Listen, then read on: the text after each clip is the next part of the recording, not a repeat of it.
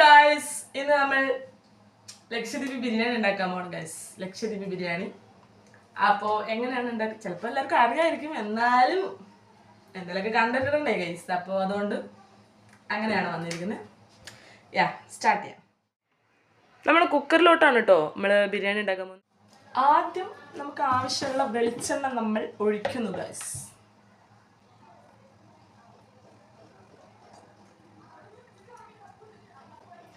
ഒരു ആവശ്യമുള്ള നമുക്ക് അറിയാലോ, നമുക്ക് ഉള്ളിയൊക്കെ വഴറ്റാനുള്ള ആവശ്യമുള്ള ഓയിൽ മതി കേട്ടോ.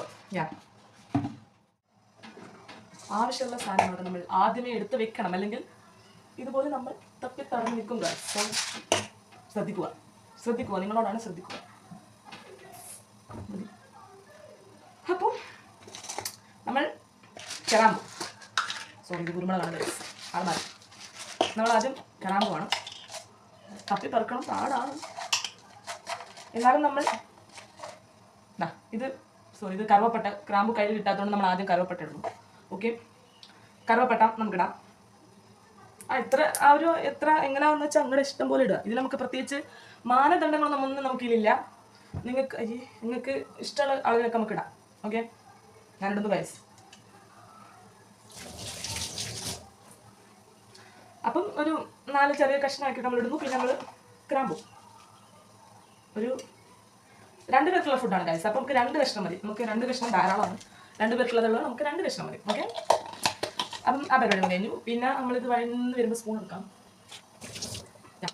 നമ്മൾ തിളച്ച് വരുന്നു എന്ന് വെച്ചാൽ അങ്ങനെ വറന്ന് വരുമ്പോൾ നമ്മൾ ഉള്ളി ഇടാനുള്ള സമയമായി.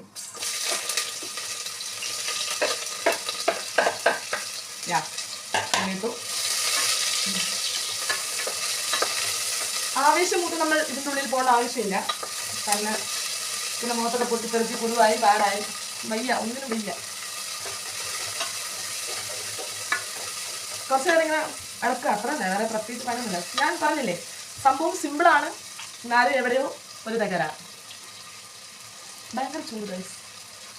കുഴപ്പമില്ല, നമ്മൾ നല്ലപോലെ ഓയിൽ എന്തോ കുറഞ്ഞ പോലെ എനിക്ക് തോന്നുന്നു. ഇനിയിപ്പം എൻ്റെ തോന്നലാണോ എന്ന് അറിഞ്ഞുകൂടാ. വെറുതെ തോന്നൽ വെച്ച് നമ്മൾ ഉണ്ടാക്കിയാൽ ചിലപ്പോൾ പണി കിട്ടും.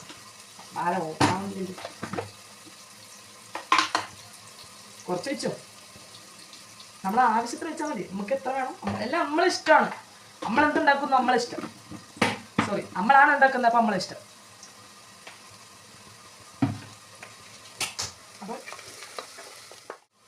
അപ്പോൾ ഉള്ളി ഏറെക്കുറെ ഒരു വാടി വന്നിട്ടുണ്ട് കേട്ടോ. ഇനി നമുക്ക് തക്കാളി ഇടാം. തക്കാളിയും പച്ചമുളകും ഒരുമിച്ചിട്ടോ, കുഴപ്പമില്ല. ഞാൻ പറഞ്ഞ നമ്മളിഷ്ടമാണ്, എല്ലാം നമ്മളിഷ്ടമാണ്. സാരല്ല, നമ്മൾ ശ്രദ്ധിക്കേണ്ട ഒരു കാര്യമുണ്ട്. നമ്മൾ ഒരുപാട് ഹൈ ഫ്ലെയിമിൽ വെക്കരുത്. നമ്മൾ ഒരു ലോ വേണ്ട, ഒരു മീഡിയം ഫ്ലെയിമിൽ വെച്ചാൽ മതി. ഒരുപാട് പെട്ടെന്ന് വെന്നിട്ട് ഒരുമാതിരി ചത്തുപോകും.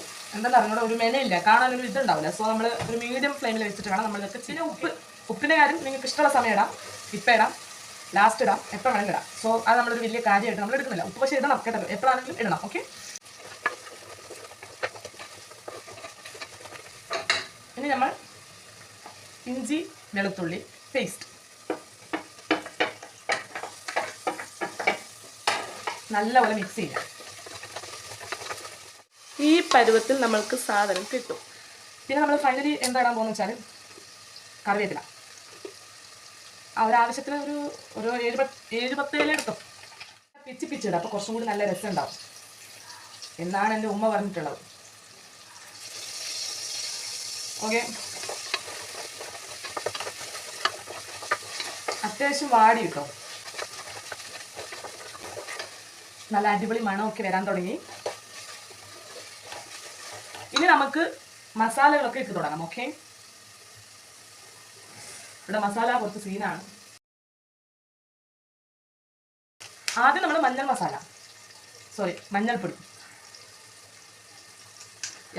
നമ്മളാദ്യം ആവശ്യത്തിന് മഞ്ഞൾപ്പൊടി ഇടുക. ആവശ്യത്തിന്, ഒരുപാട് ആവശ്യം വേണ്ട, ആവശ്യത്തിന് മഞ്ഞൾപ്പൊടി. നല്ലപോലെ മിക്സ് ചെയ്യാം. എല്ലാം നല്ലപോലെ വാടാം. അതാണ് നമുക്കിവിടെ മെയിനായിട്ട് വേണ്ട സംഭവം. ഇതെല്ലാം മഞ്ഞളിട്ട് കഴിഞ്ഞാൽ മല്ലിപ്പൊടി ഇത് ആവശ്യം ഒരു 2 സ്പൂൺ ഇട്ടോ. എനിക്ക് ഈ സ്പൂണിൻ്റെ കണക്കൊന്നും എനിക്ക് പറഞ്ഞാൽ അറിഞ്ഞുകൂടാ, ആക്ച്വലി പറഞ്ഞു തരാൻ അറിഞ്ഞുകൂടാ. ഒരു ഫോയിലും ഇടുന്നതാണ്. വേണമെങ്കിൽ നമുക്കറിയാം നമ്മളൊരു ഇത് നിങ്ങൾക്ക് ഇഷ്ടമുള്ള പോലെ ഇട്ടോ. മല്ലിപ്പൊടി ഇടാം കുറച്ച്.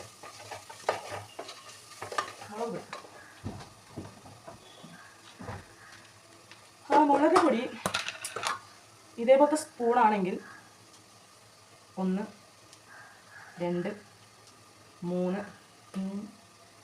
ഒരു 4 ഓക്കെ,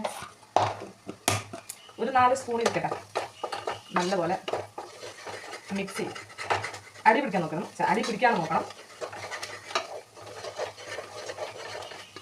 നല്ലപോലെ മിക്സാക്കി പിന്നെ നമ്മളെന്താണ് ബിരിയാണി മസാല ആവശ്യത്തിന് കേട്ടോ. ഒരുപാട് വെപ്പിക്കാൻ നിൽക്കണ്ട, ഒരു ആവശ്യത്തിന് കേട്ടോ. സ്പൂണിൻ്റെ കണക്കൊന്നും സത്യം പറഞ്ഞു എനിക്ക് അറിയാത്തതുകൊണ്ട്, അല്ലെങ്കിൽ ഞാൻ പറഞ്ഞു തരുമായിരുന്നു. പിന്നെ നമ്മൾ ചിക്കൻ മസാല ആവശ്യത്തിന് പറഞ്ഞ പോലെ. ഈ ആവശ്യം എന്ന് പറയുമ്പോൾ നിങ്ങൾക്ക് എങ്ങനെയാണ് വേണ്ടതെന്ന് വെച്ചാൽ ആ ഒരു അളവിൽ ഇട്ടാൽ മതി. ഓക്കെ, പിന്നെ പ്രത്യേകിച്ച് കണക്കും കഴിയൊന്നുമില്ല. നമ്മുടെ ഇഷ്ടമാണല്ല തിന്നുന്നത് ഉണ്ടാക്കുന്നതൊക്കെ നമ്മുടെ ഇഷ്ടമാണ്. സോ എല്ലാം നമ്മളെ ഇഷ്ടം തന്നെയാണ്. ഓക്കെ, അപ്പം നമ്മളിതിനെ മെയിനായിട്ട് ആഡ് ചെയ്യുന്നത് ഈ മാസിൻ്റെ പൊടിയാണ്. മാസിൻ്റെ പൊടി ചിലർക്കൊക്കെ അറിയാം, ചിലർക്കൊക്കെ അറിയില്ലായിരിക്കും. മാസിൻ്റെ പൊടിയാണ് ഇത് ചേർക്കുന്നത്. ഉണക്കമീനിൻ്റെ പൊടി. ഓക്കെ, ലക്ഷദ്വീപ് സ്പെഷ്യൽ സാധനം. അതിൻ്റെ പൊടിയാണ് നമ്മൾ ചേർക്കുന്നത്. ഓക്കെ, ഫ്ലേവറിന് വേണ്ടിയിട്ട്. അപ്പോൾ നമ്മൾ അതിടുമ്പോൾ ഒരു നല്ല സുഖമുള്ള മണമാണ് ഗൈസ്. നിങ്ങൾക്കത് മണക്കാൻ പറ്റില്ല, എന്നാലും പറയണമല്ലോ. അപ്പം ഞാൻ ഇങ്ങനെയാണ് സാധനത്തിൻ്റെ പരിവം. സോറി, ഈ സാധനം എങ്ങനെയാണ് നമുക്ക് കിട്ടുക. ക്ലിയറായിട്ട് കാണുന്നുണ്ടോ എന്ന് എനിക്ക് അറിഞ്ഞൂടാ, പക്ഷേ ഇങ്ങനെയാണ് നമുക്ക് സാധനം കിട്ടുക. ഓക്കെ, നമ്മൾ ഈ ഒരു ഗ്ലാസ്സിൽ നമ്മൾ വെള്ളം ഒഴിക്കുന്നു കേട്ടോ. ഇതൊന്ന് നമുക്കൊന്ന് നല്ലോണം ഇളക്കി കൊടുക്കാം.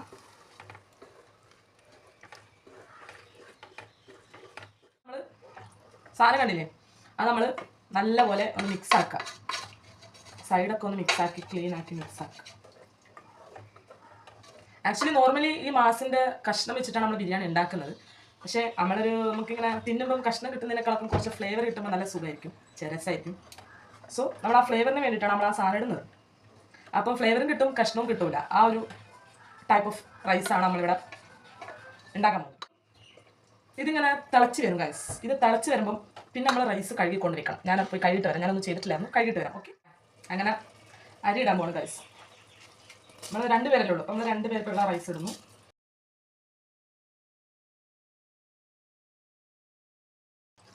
നല്ലപോലെ ഒന്ന് ഇളക്കി കൊടുക്കാം. ഈ ഒരു പരുവത്തിൽ നമുക്ക് കിട്ടും. യെസ്, അപ്പോൾ നമ്മൾ അരിയൊക്കെ ഇട്ട് സെറ്റായി. ഇനി നമ്മൾ ഫൈനൽ സ്റ്റേജാണ് നമ്മൾ തേങ്ങാപ്പാൽ. ഓക്കെ, തേങ്ങാപ്പാൽ ആവശ്യത്തിനുള്ള വെള്ളം. ഒരു അളവുണ്ട് ആക്ച്വലി, ഇതിന് അളവുണ്ട്. അതായത് നമ്മൾ പറഞ്ഞു തരാൻ അറിഞ്ഞുകൂടാ, കുറച്ചുകൂടി വെള്ളം വേണം.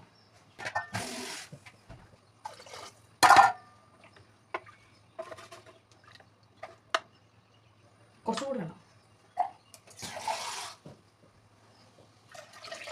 മതി. അപ്പം വെള്ളമൊക്കെ ഇനി ഉപ്പ് നോക്കാം.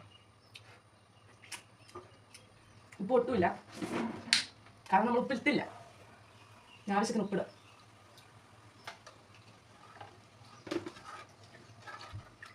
എല്ലാം സെറ്റായിട്ടുണ്ട്. ഇനി നമുക്ക് ഇതിലേക്ക് കുറച്ച് ഗീ.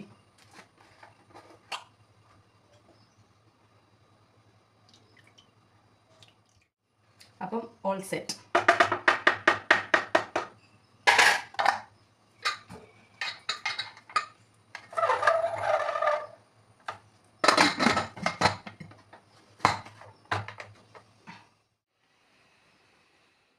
കിച്ചണൊക്കെ ഒന്ന് വൃത്തിയാക്കാം. ഇതാണ് ഗൈസ് ആഫ്റ്റർ എഫക്റ്റ്. സോ ഇതൊക്കെ ഒന്ന് ക്ലീൻ ചെയ്തിട്ട് ബാക്കി നമുക്ക് ഉണ്ടായിട്ട് കാണാം.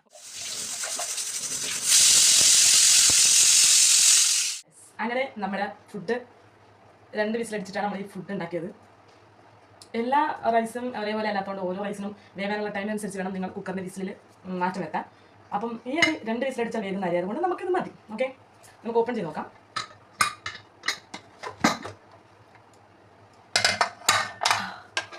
ഗൈസ് നമ്മൾ വെള്ളം ഒരബദ്ധം പറ്റി, ഞാനിട്ട വെള്ളം ഇച്ചിരി കൂടിപ്പോയി, കുഴപ്പമില്ല. അപ്പോൾ നമ്മൾ കുറച്ച് നേരം ഓപ്പൺ, അതായത് അടപ്പ് ഓപ്പൺ ആക്കിയിട്ട് നമ്മൾ ജസ്റ്റ് ഒന്നിങ്ങനെ ഇടയ്ക്ക് ചൂടാക്കി കൊടുത്താൽ തീരാവുന്ന പ്രശ്നമുള്ളൂ ഇവിടെ, കുഴപ്പമില്ല.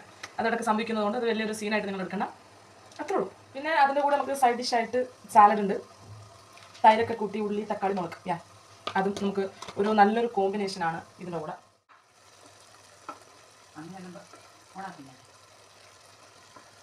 അങ്ങനെ നമ്മൾ ഫുഡ് റെഡി ഗൈസ്.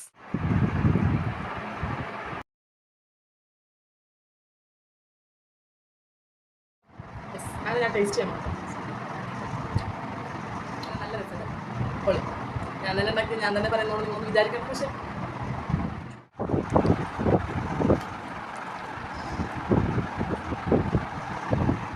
അടുത്ത വീഡിയോ ആയിട്ട് വീണ്ടും കാണുന്നതിന് ബൈ.